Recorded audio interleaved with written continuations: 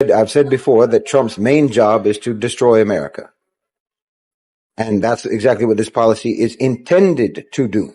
I've said many times, and this policy is a proof of it. I have said many times that Trump is a tool or a mascot of the A-National OCGFC, that faction of the financial elite, the financial power structure, who have transcended nationalism, have transcended nations, have transcended national boundaries, and so forth, and feel no loyalty to any country, the United States included. That's the faction that he represents, the faction of the power structure that he represents. And it has become the dominant power structure, the dominant faction in the power structure. Tariffs. Yeah. We have to talk about the tariffs, Yeah. what Trump called Liberation Day. There were a few sort of controversies or scandals around his announcement, in that he used a graph showing what he said are the the tariffs that American products face in other countries, and all of them were wrong. Like every single one of them was wrong, but it seemed to be that it was based on they sort of divided the trade deficit that America has with that country by the amount of imports or exports or something like that. So it was not an exact science at all. An accurate representation. It wasn't accurate at all. The chart that he put up. But anyway, that's a different issue. There's the actual reality of what he's imposing, the tariffs that he's actually imposing. And a lot of people are doing all sorts of analysis about, for example, if you're pro-Trump, then you're giving the rationale of how this will boost manufacturing in America, how it will bring manufacturing jobs back to America, and how it will force countries around the world to buy more American goods and so forth, and create a fairer balance of trade. And then there's the other side, which is saying all of the reasons why that won't work. And I think that both sides, well, obviously the pro-Trump side is missing the point, but I think that the other side is also missing the point, in that you're making the same mistake that people always make when any politician implements any policy, which is to ever believe the rationale that they're presenting for the policy. The rationale that Trump is presenting for the policy, and his people are presenting for the policy, is exactly that. It's going to bring back manufacturing jobs and so forth. Your mistake is to believe that that has anything whatsoever to do with why they're doing what they're doing. I've said many times, and this policy is a proof of it. I have said many times that Trump is a tool or a mascot of the A-National OCGFC, that faction of the financial elite, the financial power structure, who have transcended nationalism, have transcended nations, have transcended national boundaries, and so forth, and feel no loyalty to any country, the United States included. That's the faction that he represents, the faction of the power structure that he represents. And it has become the dominant power structure, the dominant faction in the power structure. And this is just, this policy is proof of that. And I've said before that Trump's main job is to destroy America. And that's exactly what this policy is intended to do. That's the intention behind this policy. I don't know how people can always look at these kinds of policies and act like the predictable outcome, the predictable result of these types of policies is a surprise when it happens. This is what they wanted to happen, and this is what will happen. Or rather, this is what will happen, and this is what they want to happen. No one is going to be surprised. Everyone will be surprised if this doesn't work to destroy the economy of the United States. What's up, guys? Welcome back to my YouTube channel once again. My name is Dash Lifestyle. Kindly for watching me for the first time. Remember to subscribe, like, share, and also comment. So guys, since Donald Trump came into office, since he took power in America, becoming the president of America, a lot of things it has changed in America. And also, Donald Trump, he is destroying America slowly. We have seen a lot of Americans people, especially the white people, people who they voted in for Donald Trump, majority of them, they are losing their jobs. Majority of them, they are crying. They cannot even afford basic necessities. So Donald Trump policy, it is making especially the white people who voted for him, their life more difficult in America. In today's video, I want us to watch and to listen to this American activist. He's known as Shahid Bulsin. Shahid Bulsin, he is coming out and tell us exactly how Donald Trump, he is destroying America, and how majority of American people, they are regretting for voting for Donald Trump. Kindly guys, watch this video till the end, then I'll be back with more comment. And when I say that, it seems paradoxical to say that Trump is really good for America and he's destroying America. That obviously sounds like a paradox, but that's because you're still thinking of an old mythical America and America, a version of America as a global hegemon that it hasn't actually been for quite some time. And you think that the job of someone who is doing something for America is to try to restore that status, rather than face reality.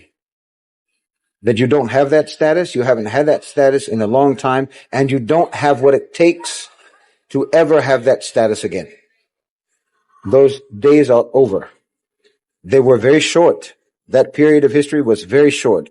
And like I've also said before, it's going to be the shortest empire in history. Trump is good for America insofar as he's doing the needful. He's doing the needful. That's going to be, that will cause a great deal of pain for the American people. But the simple fact is that there's no way around that. And it can be done, like in a state of denial over, painful erosion over time. Or you can just amputate the limbs, rather than letting them rot on your body. This is what's happening now. It's just amputation. The federal government is going to be increasingly weakened as a governing entity. More and more aspects of the government are going to be privatized, decentralized and privatized. Yes. And this is just the way it has to go. There's not another way it can go. If you're from the A National OCGFC, and if you were looking at the American economy in the context of the global economy, say 10 years ago, if you looked at America, their demographics, the state of their economy, meaning everything that their economy relies upon, and then look at the trajectory of that, the predictable trajectory of that, you would conclude that, as I say, within the context of the global economy and the very boisterous future of the global South, where all the minerals are, where all the resources are, where all the workers are, where all the consumers are, where all the where the birth rates continue to be robust, you would understand that we need to decenter the global economy from America. America needs to be removed. As I said before, the center of gravity has to move.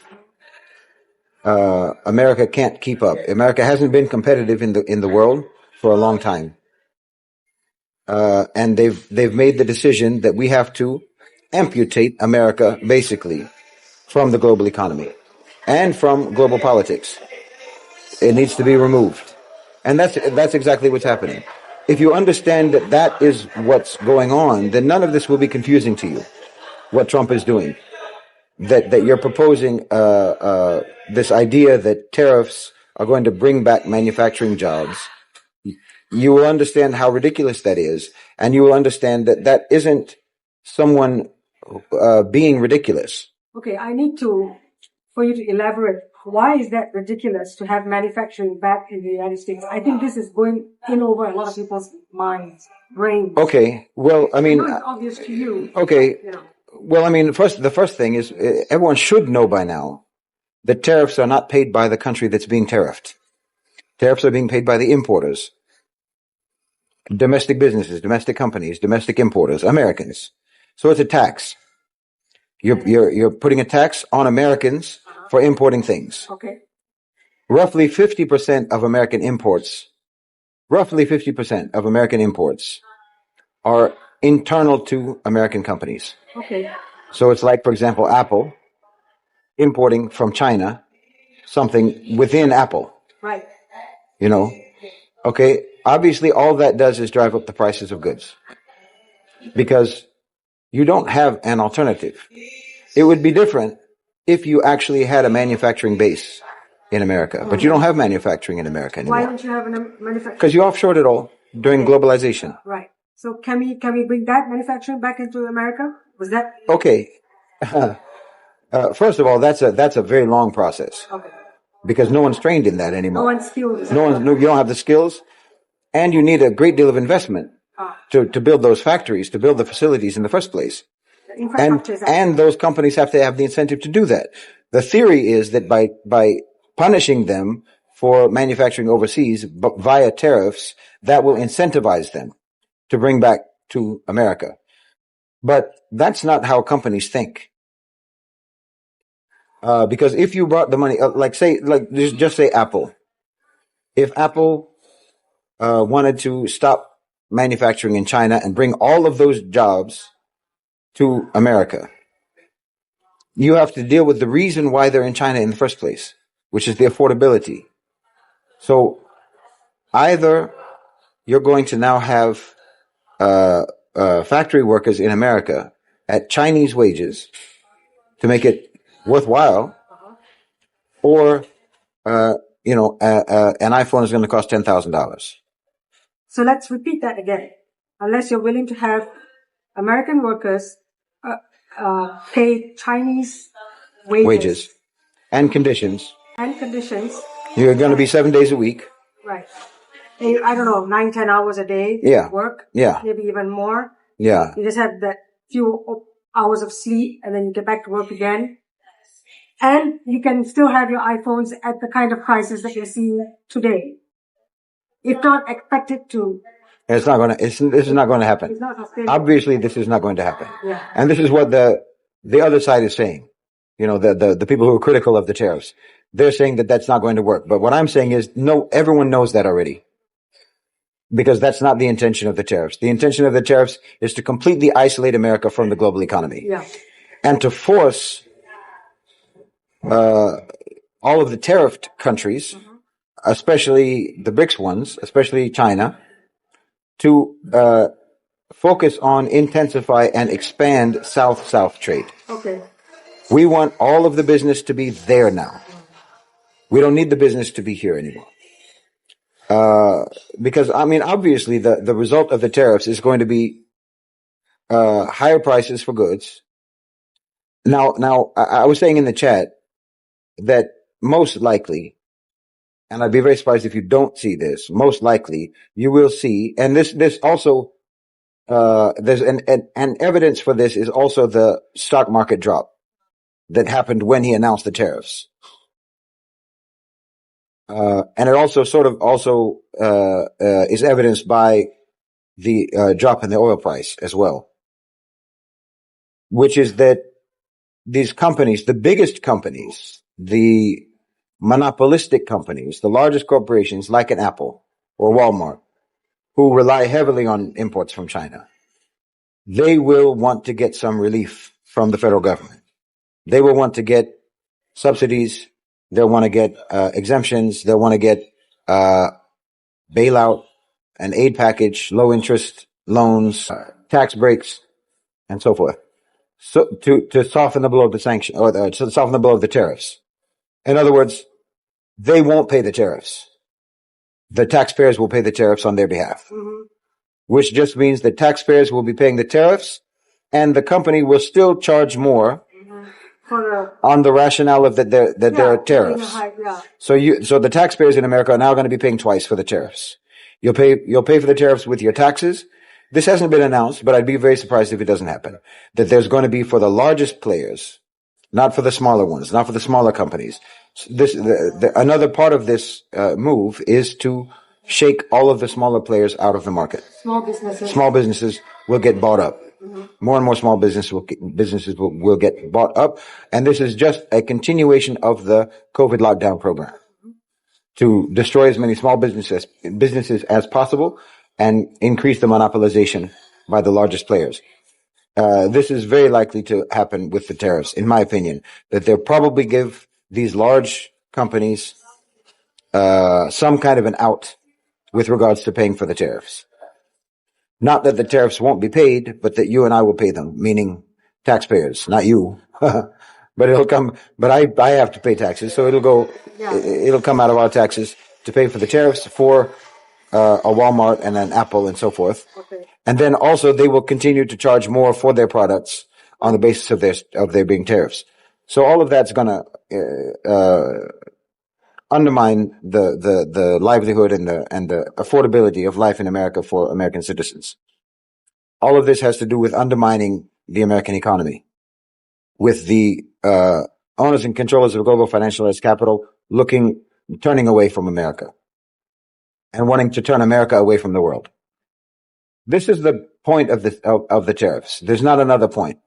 It's not at all about bringing manufacturing jobs back. Because even you have choices, like Apple, as I said, first of all, you don't have alternatives to the products that you're buying from China. You don't have those. And it will take you years, if ever, to be able to produce for yourself what you're getting from China. China is just one example, but there are other places where it's just not available. Like, for example, vanilla. You don't grow vanilla. Or if you do, it's in small pockets of the country. Right. So you will always have to import that. Yeah. You will always have to import that. There are many things that are not replaceable for just reasons of geography. There are things that are not going to be available in terms of especially natural resources. But in terms of manufactured things, you can't replace them because you don't have manufacturing. And it will be years, if not decades, before you reach that capacity. So you're still going to buy from China. That's not going to stop. All it is doing is, as I say, it's not actually punishing China, because they already know you need our stuff. Mm-hmm. All it is doing is on the one hand, it's punishing small importers, making it too costly for them to do it, so that the only people who can do it will be the big companies, and the big companies will get their tariffs paid by taxpayers, most likely. Yeah. So this is a method of transfer, wealth transfer, again, of taxpayer funds into the private sector to the largest players. Yeah, skimming off the top. Yeah, because you're still going to import. You're not going to stop importing. Sure, because you're not capable, you don't have the capacity nor the capability of... You don't have a choice. So this is like a controlled demolition of American hegemony. It's a controlled demolition of American economic hegemony in the world. Because you have to do a controlled demolition because it's derelict as it is. And it's falling apart as it is. And it can't compete as it is. It hasn't in a while. Yeah, it hasn't in a while. It hasn't been able to be really competitive globally for a while. And they have identified correctly that the solution to that issue is not to try to become competitive, because you can't. Because also the nature of the way that you have run your society, the way that you have run your society in service to a very small group of people at the top of the economic financial hierarchy, and because of your political system, which incentivizes you to keep the people as dumb and as unskilled as possible. I'm sorry to be rude, but you have completely sabotaged your society, sabotaged your economy. It could only ever be a short-term success. This model is not sustainable at all. And so now you don't have the ingredients socially demographically, educationally, to be economically competitive with a China. So there's no one who is making these decisions, and Trump isn't the one making the decisions. Trump works for the ones who are making the decisions, and no, that's not the Jews. That's the A National OCGFC, which is a people who don't belong to non-ideological, don't belong to any nation, and feel no loyalty to any nation. Nothing. Profit is Trump.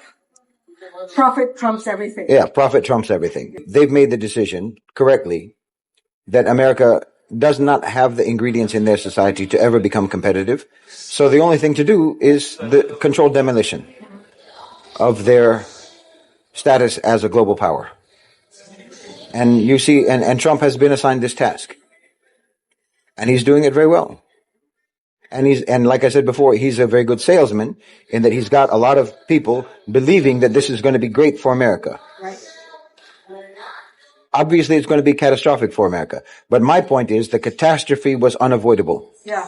You've reached a point where a catastrophe is unavoidable for your society. Okay. I mean, because also the other thing is what companies are going to do, even if they get some kind of like tax breaks or subsidies or whatever relief to pay for the tariffs, all you're going to actually do, you'll actually have the opposite effect.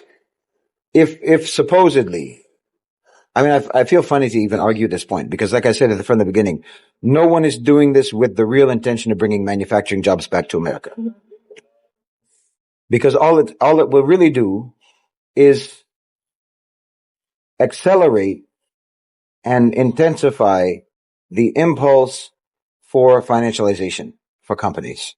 Because you will recognize, and this is what they've been doing now for a very long time, and this is one of the reasons why you are not a competitive economy anymore. Real productive activity is going to be too risky and too dangerous and too costly.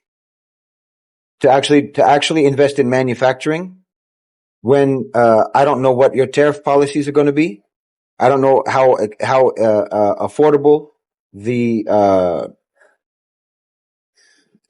supplies are going to be for the things that I need to manufacture. Also, wages are going to be high unless you're able to drive wages down to incentivize bringing manufacturing jobs and so on. The point is, you are going to completely disincentivize anyone from getting involved in productive activity.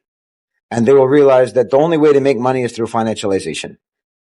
And it's because of this financialization, one of the reasons, a big reason why your economy is no longer competitive and why it doesn't even have the ingredients to be competitive is because you focused on financialization. Yeah. And you can have someone like Elon Musk making or losing tens of billions of dollars overnight. Yeah. Because it's fake money. It's virtual money. Yeah. This is virtual wealth. It's through financialization, share prices and so forth. So they're only going to respond to this the same way that they always respond to these kinds of things, which is through share buybacks and so forth and financialization. No, productive activity is too risky. It will be really, really in the interest of the rest of the world to be cut off from this. Absolutely. Ecosystem. I mean, Trump was calling this day Liberation Day. Right. It's Global Liberation Day from American hegemony is what it is. It's not America getting liberated from anything. No. It's us getting liberated from America. So it's not a misnomer. It is Liberation Day. It's a little bit of a hard pill for people to swallow. If you haven't been following the stages of the transition, if you haven't really been following and understanding it, and you have still an ideological perspective of the world, and you still have a sort of ideological and obsolete paradigm for understanding the world, in my opinion, it's obsolete. This idea of America being the superpower and so forth. If you're attuned to reality, and like the new PM of Singapore made a statement in reaction to Trump's announcements. And as I was saying, Singapore is not known for hyperbole. They don't have hysterical rhetoric. They're very realistic and pragmatic and moderate and temperate in their reactions to any world events. They're always very, very calm. And he is affirming that what we are seeing now is the entire global world order is changed. And it's not going back. This is what he said. And he's correct. And you should have seen it coming. I saw it coming, and I've been talking about it. And I know that I'm not the only one. There's plenty of people who can see that. The trick of it is, as I say, looking at the predictable outcome of the policy and assuming that that is the actual desired outcome, and it has nothing to do with the rhetoric. Yeah. The rhetoric about why this policy is what it is. As long as you're believing that, you'll never understand what's going on. Yeah. If you understand that the desired outcome, or that the predictable outcome is the desired outcome, then you'll understand what's going on. Mm-hmm.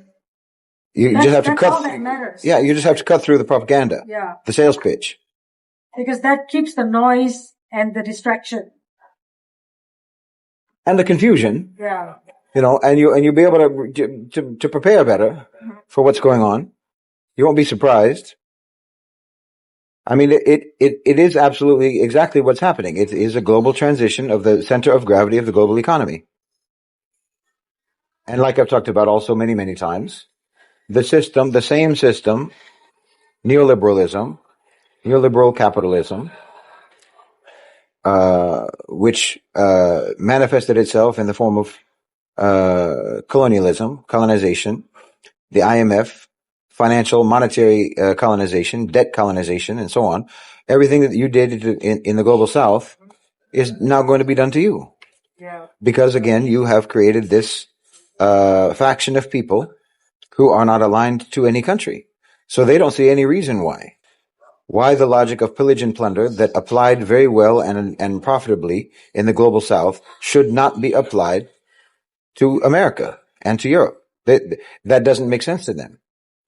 Because the only way that it makes sense to you is if you're ideological. Right. Of course. Do you suppose that there would be a disruption in the financialization with the increasing shift to the global south, and so posing a challenge to international OCGFC's existence? Because the way we operate is a little bit different, as in our governments are not likely to be as subject to private businesses. We tend to operate in a mind of our own. So do you think that the financialization aspect of could there be more regulation? Would there be a Control-Alt-Delete? I mean, this really remains to be seen. I think I would hope that our countries can see and understand the horrific flaws in the way the West, especially particularly America, the way they've approached this, and can learn the lessons of how detrimental financialization has been for a national economy. It's extremely beneficial for the people who get rich at the expense of everyone else. I mean, it's absolutely absurd that, I'll talk about this. I was watching a South African interview of a South African investigative reporter who was talking about human trafficking, child trafficking, and a case that he had himself investigated and uncovered of a billionaire somewhere in the West. He didn't give the details of a billionaire somewhere in the West who would scroll through TikTok and see children, minors, and call a team of ex-Navy SEALs, ex-Green Berets, ex-Special Forces, or what have you, a private military contractor of some form or another, mercenaries, some form or another, highly skilled, and say, get me this child. And then he has the money to do that. He's a billionaire, and he has the money to do literally whatever he wants. So I'm saying those type of people should not exist in society. You should not have people in your society who can do whatever they want, who have the power because of their wealth to do whatever they want. This concept of an overlord, Yeah, in your society, because purely on the basis of the immense access to wealth that you possess. Like I said in a video years ago now, imagine if, or you cannot imagine any scenario in which Umar ibn al-Khattab, when he was the Khalifa, would tolerate a rival to his power who was not the Khalifa because of his wealth. You can't imagine a scenario in which a rich businessman, a rich landowner, or something like that, within the Muslim empire, could challenge, create basically a parallel power structure where he could defy the Khalifa. But this is this is the system that you created to create people like this. Yeah. That Because again, you insisted on this phony democracy, which requires you to have elections every couple of moments, historically, every couple of years, every few years, always changes in the personnel in government, which, as I said before, gives you just a tyranny of incompetence and inexperience. And the politicians have to do nothing but campaign. And then, of course, they become owned by whoever gives them the money for their campaigns and so on. We all know that. That's old news. But the only solution to that, or the only way to have any sort of planning in your society, is for all planning, all decision making, all policy making to be moved outside the pale of government into the private sector, where they are unelected, and so forth. So you've done so many things about the way you organized your society in such unrealistic, ideological ways to cover up the basic foundation of greed and feudalism that has always fueled your society and your culture. You came up with all these ways to hide it and so forth. That you created a situation where there was really no check on private power. The expansion of private power and the elevation of private power to the point of surpassing the government. And that then, of course, creates a situation where ultimately, like I said, it has to be a short-term empire, because you can't function as an economy. You can't function as a society when the entire machine of government and the power structure becomes completely in service to the creation of multi-billionaires who exist outside of government, who exist outside of any checks and balances and so forth. This is no way that this can be sustainable. So I really hope that our governments, because our governments are not, with maybe some exceptions here and there, but by and large, governments in the Muslim world are above business. Business is below them. In China, the government is above business. Business is below them. In Russia, same. And in many, many countries, it's like this. The countries that they accuse of being authoritarian, totalitarian, or what have you. Meaning, the government is the totalitarian one, and the authoritarian one, when the one that we like is when business is the authoritarian one. And the government is democratic, which largely is what allows for the business to be authoritarian. But in our countries, we prefer the government to be that way. We prefer the power to be in the hands of the government than in the hands of business. And you criticize us for that, but that's fine. So I hope that our countries, our governments, won't make the same mistakes that they made. And I know that the A National OCGFC are contending with, like an MBS, they're contending with Bin Zayed, they're contending with Erdogan, they're contending with Xi Jinping, they're contending with Putin. They're even contending in South Africa, even though it's not, a strongman government, as they would call it. Because they, as I've said for years now, there's not a question about the transition happening. There's a question about the management of the way that the economy will be run after the transition. So part of that also includes trying to manage the transition, trying to get ahead of it, trying to steer it, trying to direct it to see that it goes a certain kind of way. That's what they're interested in. No one is trying to stop the transition. as we can see, they are accelerating the transition with Trump. The question is whether or not our countries are going to be savvy enough, cunning enough, strong enough, courageous enough, and incorruptible enough to not make the same mistakes that the Americans made with regards to governance and keeping private power in check. Right, in absorbing their economic systems into ours. Because to a certain extent, I think a lot of the Gulf authoritarian governments navigated restrictions against them through utilizing these mechanisms. These finance, they navigated and emerged to have a will of their own through utilizing this. And now they're emerging as the leading economies, and they have to contend with these international actors. Yeah. And they're doing it through partnerships rather than through some sort of confrontation. Right. They don't want to be adversary with them. And having a say. In the decisions on the board. Which in my opinion is very wise, but it's also very dangerous. Yes, of course. It's very dangerous and it can go badly. So we hope Allah will guide them and make them strong in dealing with these people, because we know very well, and they know very well. This is the other thing that gives me some more optimism, because you know who you're dealing with. I don't think they have any illusions in their mind about the fact that they are dealing with wolves.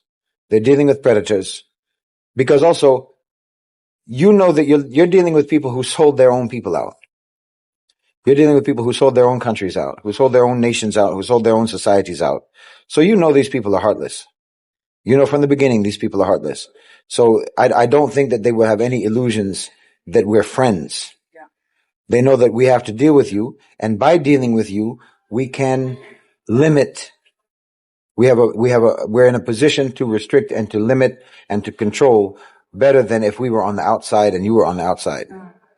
If we're on the same side, then we can coordinate a bit better. This is in theory, and so far so good. So far so good. I hope that they will put some kind of limits on financialization. I'm not too optimistic about that. I hope that they will, but I'm not too optimistic. I'm afraid that the financialization gravy train is too seductive, because it's such easy money, and I haven't seen any restrictions or any limits or any hesitation about financialization on the part of the leaders in the global South, and that's something I wish that they would wake up to, because it's extremely dangerous for your own society. The entire world is laughing at the United States right now.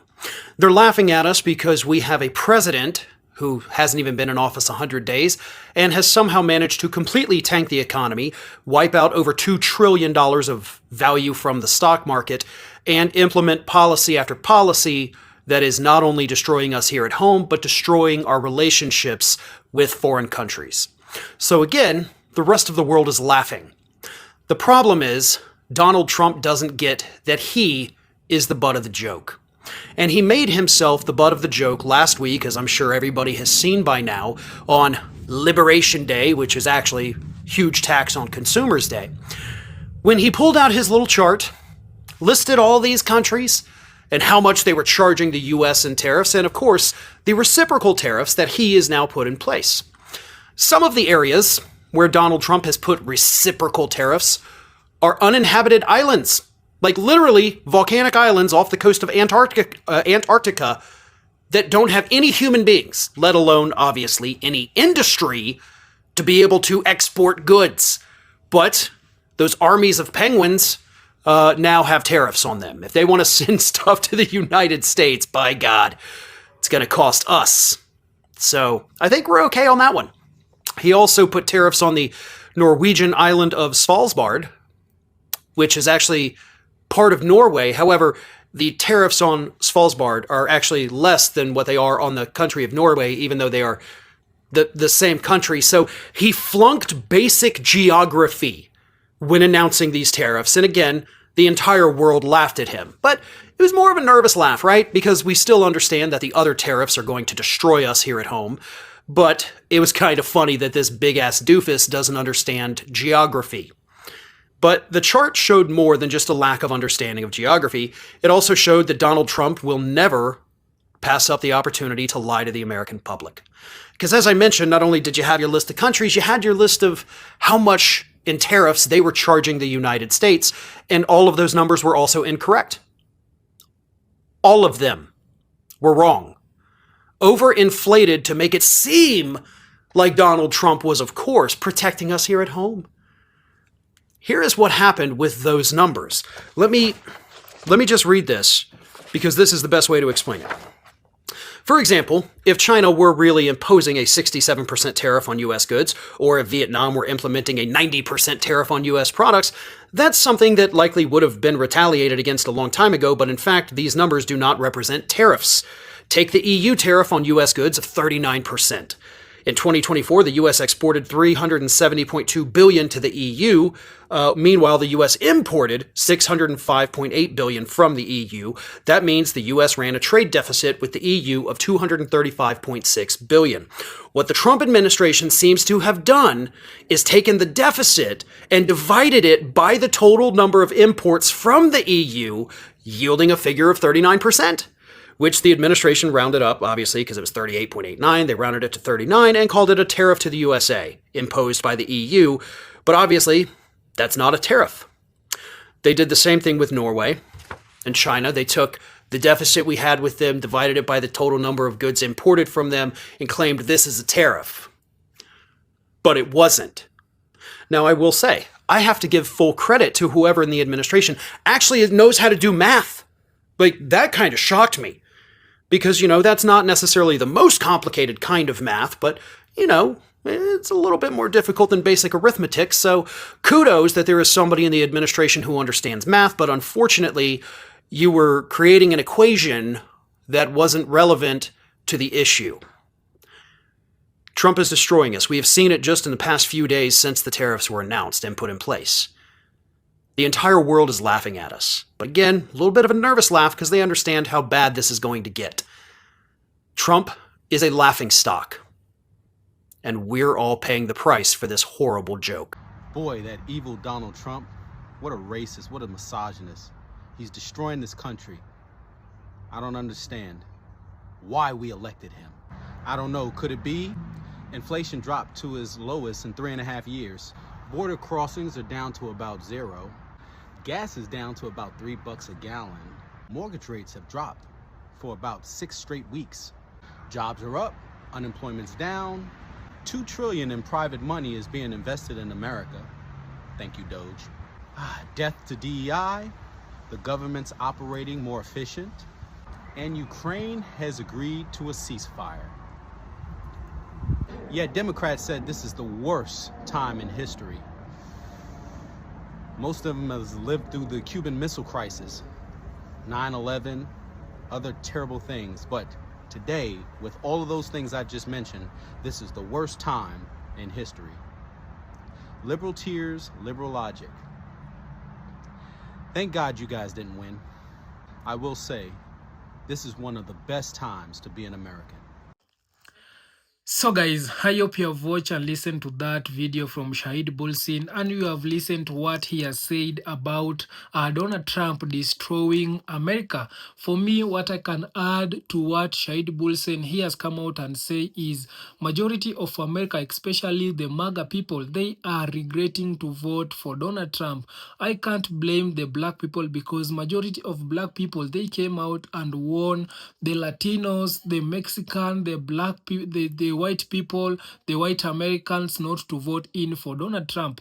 But these people, they ignore black people advice. So they thought that black people, they want to vote for Kamala Harris because Kamala Harris is a black person, is having a black color. So these people, they thought that the black people want to take over America by them wanting them to vote in for Kamala Harris. But these people, when black people told them that you need to vote for Kamala Harris but not Donald Trump, they didn't listen. So majority of them, they went ahead and vote in for Donald Trump, a yellow man. So right now the MAGA people, they are regretting to why they voted in for Donald Trump, because they thought that Donald Trump policy, it will only affect black people. Yeah, this is one of the reason why these people, they voted in for Donald Trump, because Donald Trump, he came out and said that he is deporting illegal immigrant, and also he wants to make America great again. So when these people so right now, a majority of the MAGA people, they are feeling exactly the Donald Trump policy, because they thought that Donald Trump policy, it will affect only black people. So Donald Trump policy right now, it is affecting all people. And for the white people, they are crying, they are suffering, and also majority of them, they are regretting to why they voted in for Donald Trump. We have been seeing how the farmers, the white farmers, they are now crying because they don't have people who can help them to work in their farm, simply because they were depending to the immigrant people so that they can pay them low wages so that these people can come and work in their farm.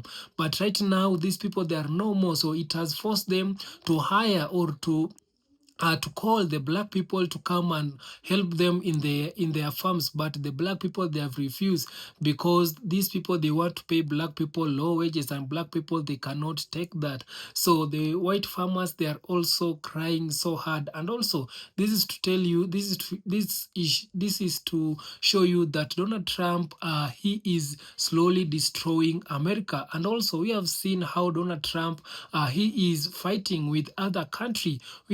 We saw what happened when Donald Trump, he came out and introducing a trading tariff to some of the countries, especially China. China came out and exposed America and exposed these companies in America, to whereby these people, they are going to the China, they are making their products in China. While they are coming with this product in the United States, they are selling it with a higher price. So this also, China exposed America very bad, and also it brought a fight between China and America. So these two countries right now, they are not in good terms. And also, Donald Trump, he has been fighting some of the other country. He has been banning, right, like right now, Donald Trump, he has banned majority of the African country not to go in United States. So this is tell you that Donald Trump, he is slowly bringing America down, and America will not recover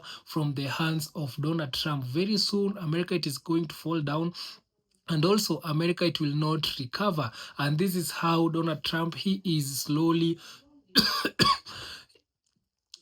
this is how Donald Trump, he is slowly bringing down America. And Shahid Bulsin, he is coming out and educating the American people to try not to listen to Donald Trump, but these people, they are not listening. So Donald Trump, he is bringing down America. The Babylon, it is falling down. And also, right now, America, it is for the rich people. I've been telling you that if you are a poor in America, America right now, it is not for you. If you are going to America to look for more opportunity, the dream that you had in America right now, that dream, it is no more.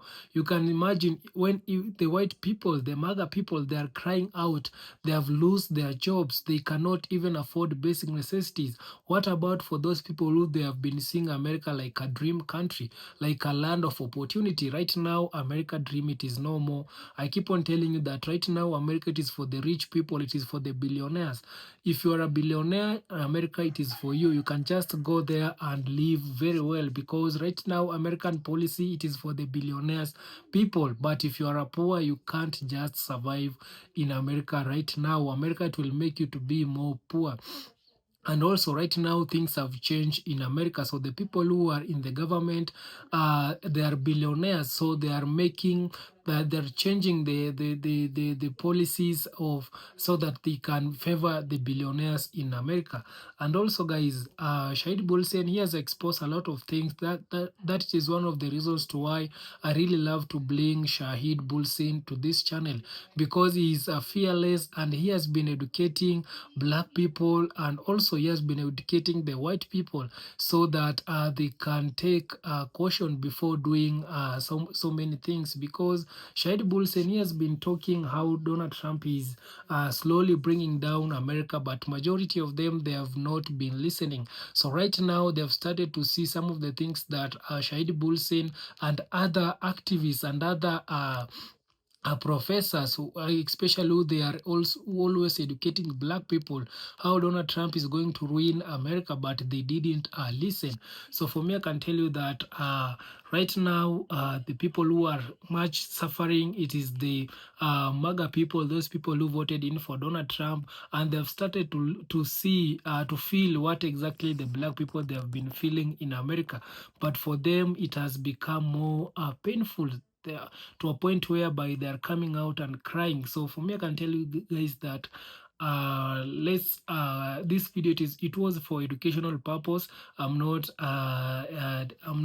depending on any other side. For me, it was an educational. And kindly guys, subscribe if you haven't, like this video, share, and also comment. See you on my next one. Bye bye.